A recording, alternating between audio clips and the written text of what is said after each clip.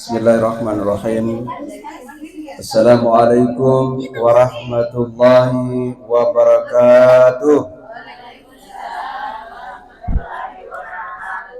Alhamdulillahirabbil alamin wassalatu wassalamu ala Rasulillah wa ala alihi wa ashabihi ajmain, amma ba'd.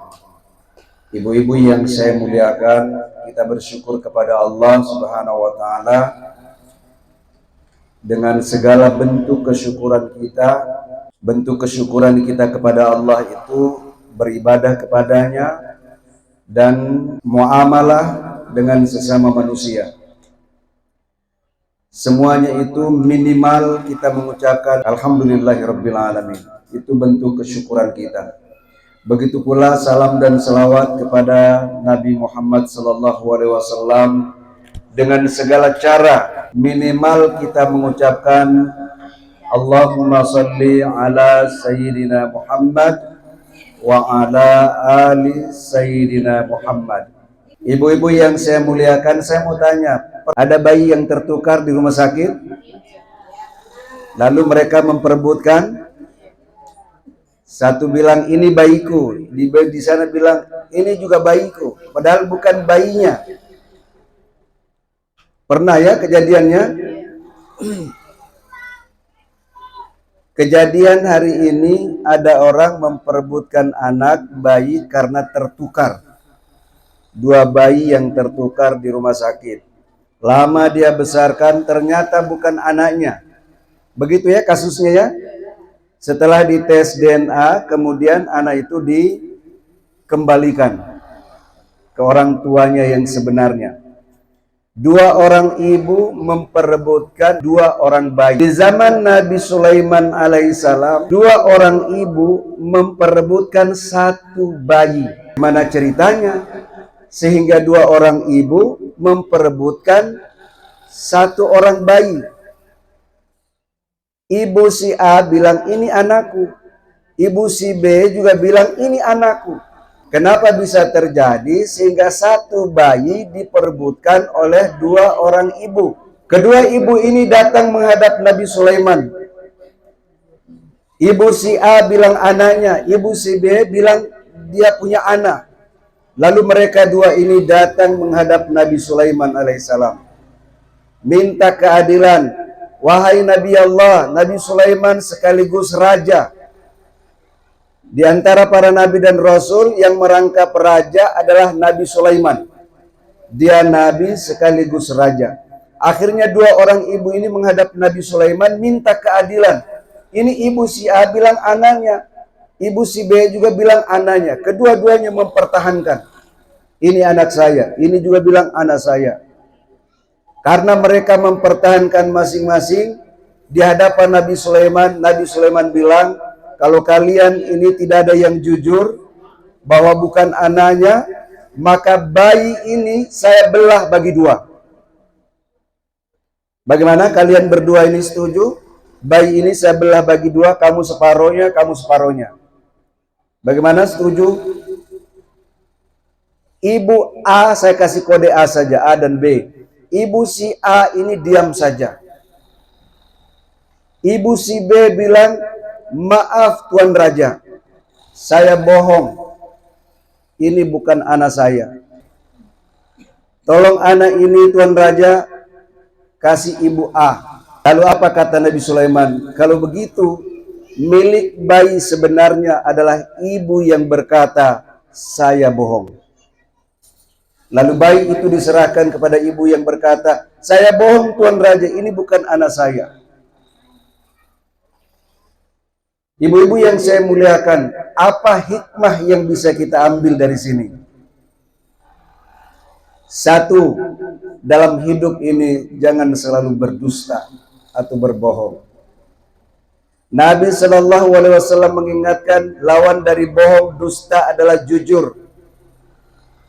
Inna sidqa yahdi ilal birri wa innal birra yahdi ilal jannah. Sesungguhnya kejujuran itu membawa kepada kebaikan. Dan kebaikan orang karena jujurnya menghantarkannya ke surga. Wa innar rajulu liyuktaba indallahi siddiqa. Orang yang senantiasa jujur dicatat di sisi Allah sebagai orang yang jujur. Bahkan di hadapan manusia, di lingkungan di mana dia berada, dikenal, ia tahu ini orang jujur.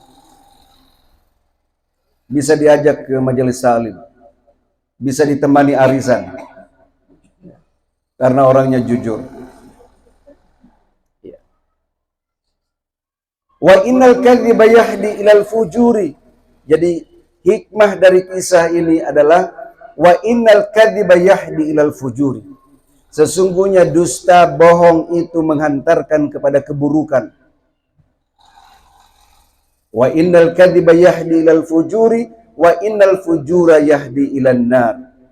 Dan orang yang berdusta itu membawa kepada keburukan, dan keburukan karena dustanya, bohongnya itu menghantarkan dia ke neraka. Wa innar rajulu liyuktaba indallahi kadzdzaba. Dan orang yang senantiasa berdusta, suka bohong, dicatat di sisi Allah sebagai pendusta dan dikenal, ditandai oleh teman-temannya. Itu jangan. Itu tukang dusta, tukang bohong. Ya, jangan berteman dengan dia karena tukang bohong. Yang kedua, boleh berdusta. Saya berdusta Tuan Raja. Dia berbohong bahwa ini bukan anaknya, padahal anaknya. Bohong ibu ini untuk apa? Untuk menyelamatkan nyawa sang bayinya. Jadi dalam hal tertentu kita boleh berdusta, tetapi kalau kita jujur, dampaknya lebih buruk, maka terpaksa harus berbohong. Banyak hal itu, terpaksa kita harus berbohong. Dua orang ibu baku bombe, baku musuhan. Datang si C, A, B ini bermusuhan, baku bombe, datang si C. Itu ibu si A itu sebenarnya ingin sekali baikan kembali. Padahal dia bohong. Tidak pernah dia dengar kabar berita dari ibu si A bilang mau baikan. Tetapi dia karang-karang cerita. Ibu si A itu sebenarnya ingin sekali kamu baikan kembali. Dia karang-karang berdusta. Tidak sebaliknya, dia jujur. Kamu tahu enggak ibu si A itu? Jangankan melihatmu, namamu saja disebut, naik tensinya. Dia kompor-kompor itu. Tapi dia berdusta, dia berbohong agar dua orang bermusuhan ini bisa baikan kembali.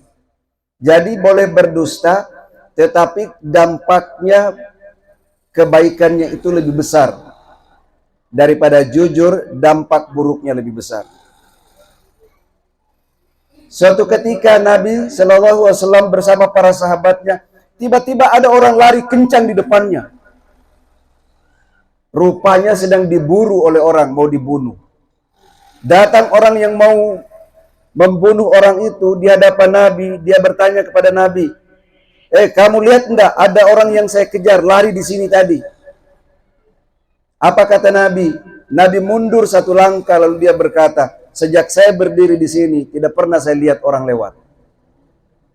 Nabi berdusta, tapi menghindari dustanya dia mundur dulu satu langkah. Baru dia berkata, sejak saya berdiri di sini tidak pernah ada orang lewat. Kenapa Nabi berbohong? Menyelamatkan nyawa orang. Itu, jadi boleh berdusta dalam hal keuntungannya lebih besar. Ya. Jangan alasan ini, lalu setiap hari selalu ada dustanya, ada bohongnya. Hikmah yang ketiga dari kisah tadi, jangan mengambil yang bukan hak miliknya. Kalau miliknya orang, jangan kita mengambilnya. Atau hal-hal yang subhat, tidak jelas. Ini kayaknya siapa punya ya, saya ambil saja. Tidak boleh. Hukumnya tidak jelas. Lalu hikmah yang terakhir dari kisah tadi, kalau kita sebagai pemegang keputusan, maka putuslah sesuatu dengan adil. Kalau ibu-ibu, apa yang bisa ibu berlaku adil di rumah? Berlaku adil kepada suami, berlaku adil kepada anak-anak, berlaku adil kepada cucu. Ada yang sudah punya cucu, belum di? Oh ada, tahu gak? Ya. Ya, kemarin saya ceramah Dari sudut kanan sampai sudut kiri ini ada nih semua cucunya. Berarti tua-tua semua. Alhamdulillah ini cuma satu Ji yang ada cucunya, tapi masih muda tahu. Masih muda tapi ada cucunya. Ini alhamdulillah. Ibu-ibu yang saya muliakan, ada 4 hikmah. Hikmah ini mudah-mudahan kita bisa laksanakan dalam kehidupan kita sehari-hari. Mudah-mudahan ada manfaatnya. Wabillahi taufiq wal hidayah. Wassalamualaikum warahmatullahi wabarakatuh.